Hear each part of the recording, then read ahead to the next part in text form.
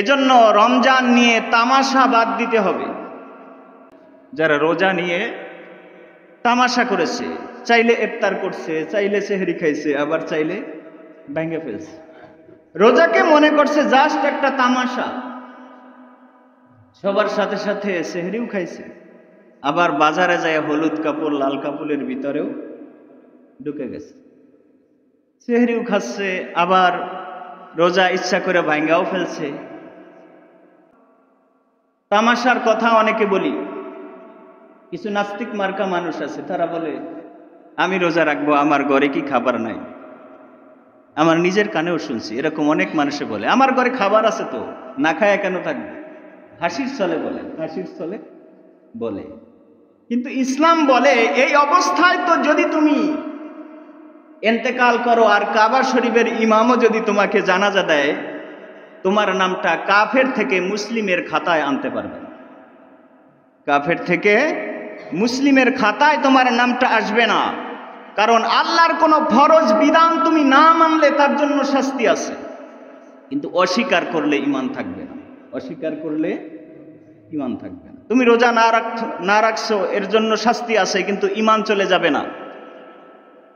কিন্তু যদি তুমি রোজা নিয়ে উপহাস করো, রোজা নিয়ে তামাশা করো, তার মানে তুমি তামাশা করছো আল্লাহর সাথে, তার সাথে আল্লাহর সাথে। রোজা নিয়ে তামাশা করার সুযোগ নাই। অনেক যুবক আমাদের সামনেও দেখি বিড়ি টানতে টানতে চলে যায়, মুসলমান। কারা? মুসলমান। কিন্তু বিধর্মীরা যায় না, অন্য ধর্মের মানুষরা যায় না। তারা দেখছি এই আমাদের পাশে আমাদের হিন্দু ভাইয়েরা আছে, তারা দেখছি আমাদের সামনে একটা বিড়ি ধরায় না, সম্মান করে যে আপনারা রোজা। কিন্তু আমার অনেক মুসলিম যুবক এক হাতে দুধের বালতি আর এক হাতে বিড়ি।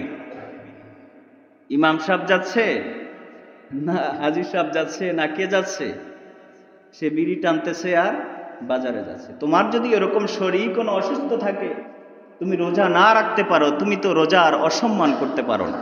তুমি রোজার অসম্মান করার অধিকার ইসলাম তোমাকে দেয় নাই। তুমি যদি মুসলমান হয়ে থাকো, আজই তুমি তওবা করে কালেমা পড়ে মুসলমান হও। কারণ তোমার মধ্যে যদি উপহাস থাকে, তুমি যদি মনে করো রোজা আসছে যাবে, এতে আমার কিছু আসে যায় না, তাহলে তোমার ঈমানটা থাকবে না, তাইলে তোমার ঈমানটা থাকবে না। এই অবস্থায় তুমি যদি ইন্তেকাল করো আর কাবা শরীফের ইমামও যদি আয়েশা তোমার জানাজা পড়ে, তোমার নামটা মুসলমানের খাতায় আসবে না। এজন্য আজকের একটু খোলাখুলি কিছু কথা বললাম, কষ্ট পাইছেন? আল্লাহ রাব্বুল আলামিন আমাদেরকে মাহে রমজানের পবিত্রতা রক্ষা করার তৌফিক দান করুক, সকলে বলি আমিন। ওয়া মা তৌফিক ইল্লা বিল্লাহ। আসসালামু আলাইকুম ওয়া রাহমাতুল্লাহি ওয়া বারাকাতুহু।